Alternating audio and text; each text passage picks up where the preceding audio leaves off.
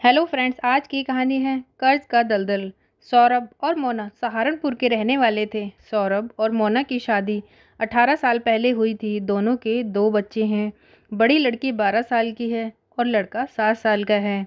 उनकी सुसाइड से एक हंसता खेलता परिवार खत्म हो गया। सौरभ बब्बर का सपोर्ट सहारनपुर का एक बड़ा शराफा कारोबारी कर रहा था।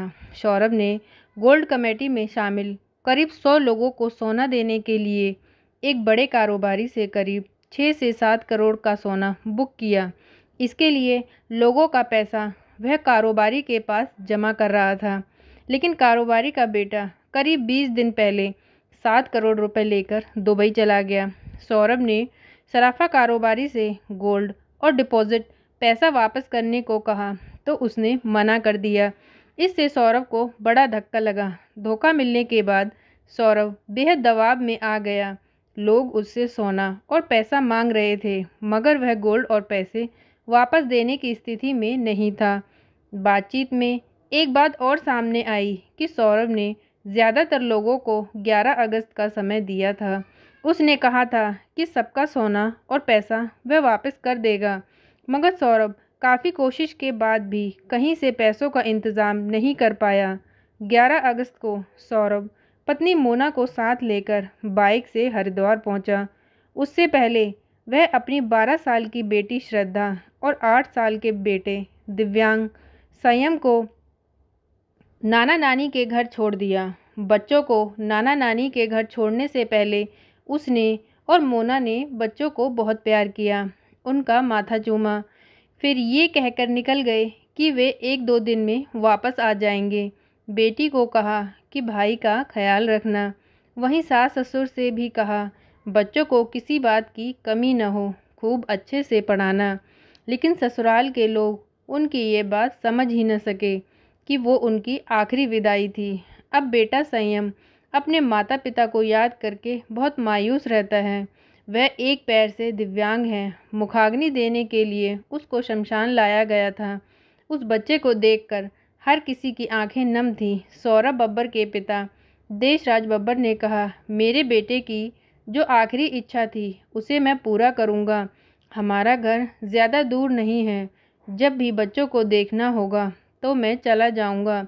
सौरभ की दुकान पर काम करने वाले नौकर गोलू को उनकी पूरी स्थिति का पता था। उसने कहा, मुझे पता था कि भैया और भाभी परेशान हैं, उन पर काफ़ी कर्ज है। यही कारण था कि मैं उनसे अपनी सैलरी भी नहीं मांगता था। लेकिन सौरभ भैया ये कहकर वेतन मुझे दे देते थे कि ये तो ज़िंदगी के उतार चढ़ाव हैं, सब कुछ ठीक हो जाएगा। तुझे अपना घर चलाना है, कर्ज तो एक दिन उतर ही जाएगा, लेकिन उसके लिए भी जिंदा रहना पड़ेगा। श्री साईं परिवार समिति के सदस्य विनय ने कहा, हमारी समिति धार्मिक कार्यक्रम करती रहती है। समिति से जुड़े 5 सदस्य 5,000 रुपये प्रतिमाह देते हैं। 9 अगस्त को सौरभ ने आकर उन्हें समिति के 1 लाख रुपए दिए, जबकि 1,45,000 रुपये देने थे। इसके बाद वो चला गया। लेकिन हमें क्या पता था कि सौरभ ऐसा कदम उठा लेगा। सौरभ के घर के बाहर कई लोग ऐसे मिले जिन्होंने बताया कि सौरभ सोना लेकर कम ब्याज पर पैसा देते थे। अब सोना भी गया और पैसा भी। वहीं कई लोग ये भी कहते हुए दिखे कि कमेटी के जिन लोगों को पेमेंट करना था वो रोज़ाना सुबह शाम उनके दरवाजे के चक्कर काटते थे। कई लोग मिले जिनकी कमेटी पूरे हुए कई महीने हो गए थे। उन्हें ना तो सोना मिला और ना ही पेमेंट, जिस कारण वो उन्हें ब्याज दे रहा था। लेकिन सभी लोग ये ज़रूर कहते हुए दिखाई दिए कि इतने लोगों का पैसा कहाँ गया, क्योंकि जैसे कि लोगों को जानकारी थी वह कई सालों से ये काम कर रहा था। सौरभ ने कभी किसी को परेशान नहीं किया, मगर स्थिति तब बिगड़ी जब सहारनपुर के एक बड़े शराफा कारोबारी ने 6-7 करोड़ रुपए देने से मना कर दिया। सौरभ का ऑडियो भी पुलिस के हाथ लगा था, जो सुसाइड से पहले का बताया जा रहा है। ऑडियो में सौरभ की आवाज़ भी सुनाई दे रही है। वो कह रहा है, गोलू ये सब को दिखा देना, हम लोग हरिद्वार में हैं और अब मरने जा रहे हैं। ठीक है। गोलू सौरभ की दुकान पर काम करने वाला नौकर है। सौरभ के माँ बाप ने रविवार को सहारनपुर में उनकी गुमशुदगी की रिपोर्ट दर्ज कराई थी।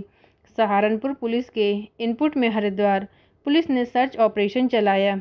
अभी तक मोना नहीं मिल सकी है। सहारनपुर में शराफा कारोबारी सौरभ बब्बर का अंतिम संस्कार हुआ। हमारे देश में कर्ज या आर्थिक तंगी से परेशान होकर आत्महत्या करने के मामले लगातार बढ़ रहे हैं। याद होगा कि पिछले साल मध्य प्रदेश की राजधानी भोपाल में एक पूरा परिवार इसी कारण खत्म हो गया था। भोपाल में एक कपल ने पहले अपने 2 छोटे बच्चों को जहर दिया और फिर खुद भी जहर खाकर आत्महत्या कर ली। तो दोस्तों, आज की बस इतनी सी थी ये दुख भरी कहानी। आज की कहानी आपको कैसी लगी प्लीज़ कमेंट करके बताएं। प्लीज़ वीडियो को लाइक करें, चैनल को सब्सक्राइब करें। Thank you.